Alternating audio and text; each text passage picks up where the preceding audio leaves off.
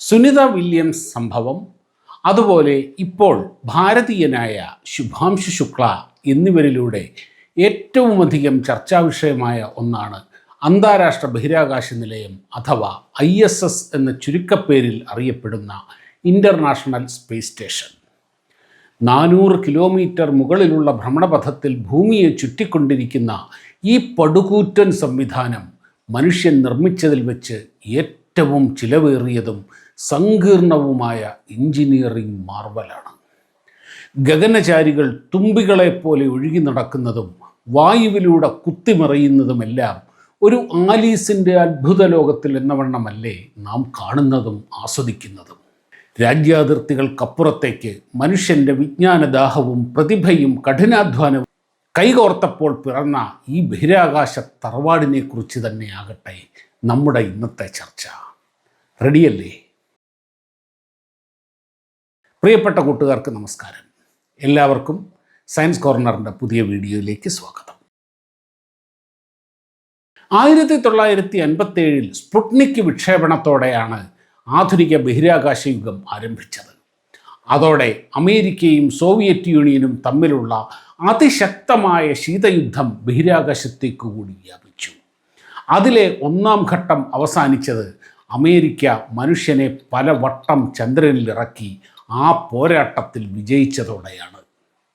അതോടെ ഇരു വൻശക്തികളും ആ പരിപാടി അവസാനിപ്പിച്ച് അടുത്ത പദ്ധതികളിലേക്ക് നീങ്ങി. അതിലൊന്നായിരുന്നു ഇടയ്ക്കിടയ്ക്ക് മനുഷ്യർക്ക് പോയി കുറച്ചു കാലം താമസിച്ച് പരീക്ഷണങ്ങൾ നടത്തി തിരികെ വരാവുന്ന ബഹിരാകാശത്തെ ഒരു സ്ഥിരം സ്റ്റേഷൻ. അങ്ങനെ 1971 സോവിയറ്റ് യൂണിയൻ ആദ്യത്തെ സ്പേസ് സ്റ്റേഷൻ സല്യൂട്ട് 1 വിക്ഷേപിച്ചു. പിന്നാലെ അമേരിക്ക സ്കൈലാബ് വിക്ഷേപിച്ചു. സ്കൈലാബ് ഭാഗികമായി മാത്രം വിജയിച്ച ഒരു പദ്ധതിയാണ്. മനുഷ്യൻ ബഹിരാകാശത്തേക്ക് വിക്ഷേപിച്ച ഏറ്റവും ഭാരം കൂടിയ വസ്തുവായിരുന്നു സ്കൈലാബ്. വിക്ഷേപണ വേളയിൽ തന്നെ പല പ്രശ്നങ്ങളും നേരിട്ടു എങ്കിലും പൂർണ്ണമായി ഉപയോഗിക്കാൻ കഴിഞ്ഞില്ല എങ്കിലും പല പ്രാവശ്യം മനുഷ്യൻ അവിടെ പോയി വന്നു.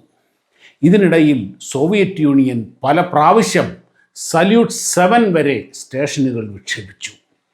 1984 ഇന്ത്യയുടെ ആദ്യ ബഹിരാകാശ സഞ്ചാരി രാകേഷ് ശർമ്മ 7 ദിവസം താമസിച്ച് പരീക്ഷണങ്ങൾ നടത്തിയത് സല്യൂട്ട് 7 പിന്നീട് 1986 അന്നുവരെ നിർമ്മിച്ചതിൽ വെച്ച് ഏറ്റവും വലിയ സ്റ്റേഷൻ മിർ സോവിയറ്റ് യൂണിയൻ വിക്ഷേപിച്ചത്.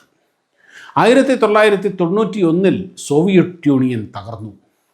ബഹിരാകാശ മത്സരം ഏതാണ്ട് അവസാനിച്ചു.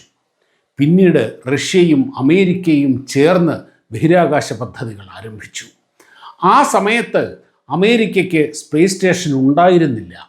മിറിലേക്ക് അമേരിക്കൻ സഞ്ചാരികൾ പോയി വന്നു. പല പ്രാവശ്യം അമേരിക്കയും റഷ്യയും ചേർന്നുള്ള സംയുക്ത പദ്ധതികൾ നടന്നു. 2001 വരെ സർവീസിലുണ്ടായിരുന്ന ഈ സ്റ്റേഷനിൽ നിന്നാണ് അന്താരാഷ്ട്ര ബഹിരാകാശ നിലയം എന്ന ആശയം ഉണ്ടാകുന്നത് തന്നെ. 1993 അമേരിക്കയും റഷ്യയും ചേർന്ന് ഒരു സ്പേസ് സ്റ്റേഷൻ സ്ഥാപിക്കുന്നതിനെ പറ്റിയുള്ള ചർച്ചകൾ തുടങ്ങുന്നത്. പിന്നീട് അതിലേക്ക് യൂറോപ്യൻ യൂണിയൻ, കാനഡ, ജപ്പാൻ എന്നിവർ കൂടി ചേർന്നപ്പോൾ എല്ലാ അർത്ഥത്തിലും ഇതൊരു മാതൃകാ അന്താരാഷ്ട്ര സംരംഭമായി മാറി. ഏതാണ്ട് 4.5 ലക്ഷം കിലോഗ്രാം വരുന്ന നിലയം ഒന്നിച്ചു വിക്ഷേപിക്കാൻ കഴിയില്ല. റഷ്യയുടെയും അമേരിക്കയുടെയും വിക്ഷേപണ വാഹനങ്ങളിൽ പല പ്രാവശ്യമായി വിക്ഷേപിച്ച് 400 കിലോമീറ്റർ ഉയരത്തിലുള്ള ഭ്രമണപഥത്തിൽ വെച്ച് കൂട്ടിയോജിപ്പിച്ച് ഒറ്റ സ്റ്റേഷനായി മാറ്റിയെടുക്കുന്ന രീതിയിലാണ് സ്റ്റേഷൻ വിഭാവനം ചെയ്തത്. റഷ്യയുടെയും അമേരിക്കയുടെയും ബഹിരാകാശ പദ്ധതികൾ സ്വതന്ത്രമായി വികസിച്ചതാണ്. അതുകൊണ്ട് തന്നെ പല കാര്യങ്ങളിലും ഏകോപനം ഉണ്ടാകേണ്ടത് അത്യാവശ്യമായിരുന്നു.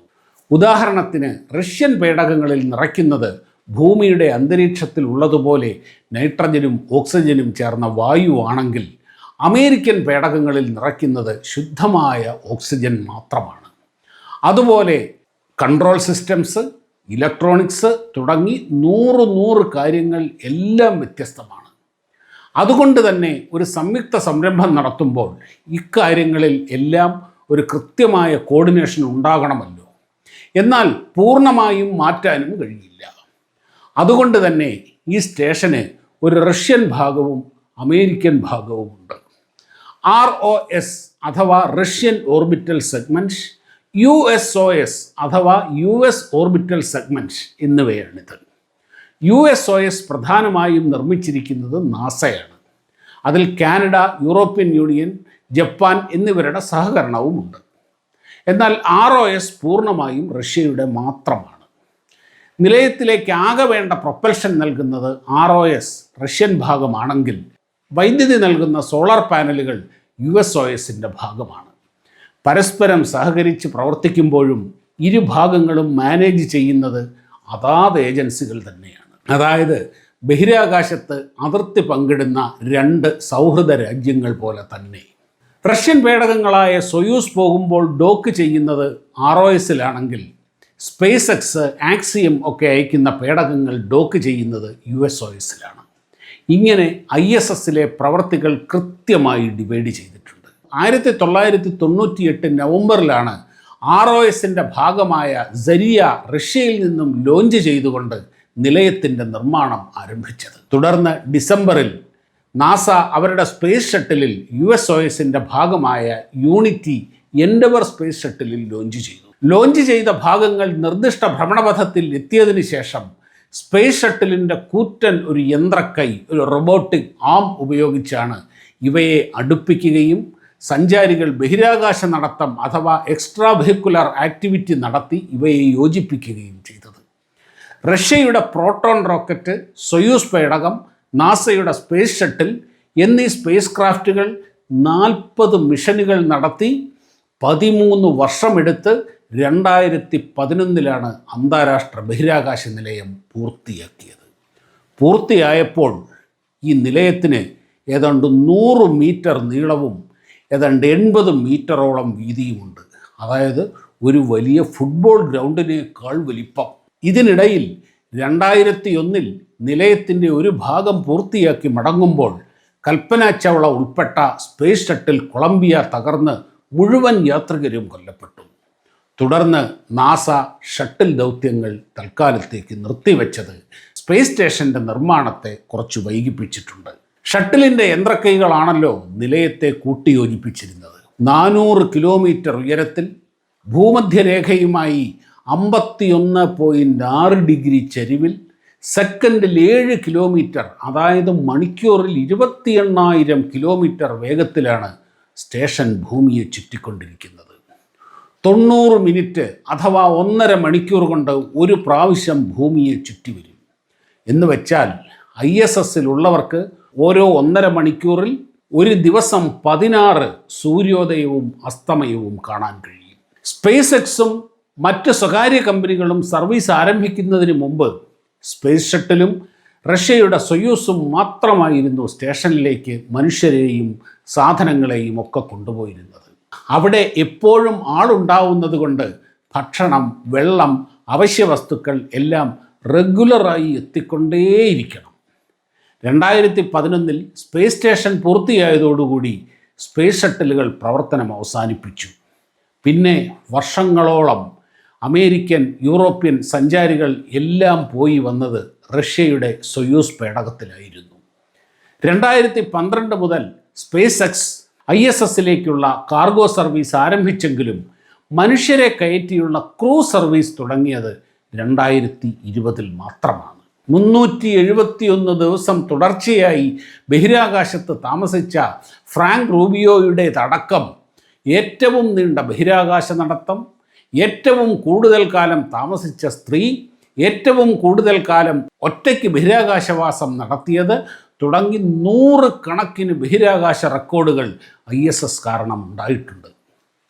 മൈക്രോഗ്രാവിറ്റിയുമായി ബന്ധപ്പെട്ട ആയിരക്കണക്കിന് പരീക്ഷണങ്ങൾ ഇത്രയും കാലം കൊണ്ട് ISSൽ നടന്നിട്ടുണ്ട്.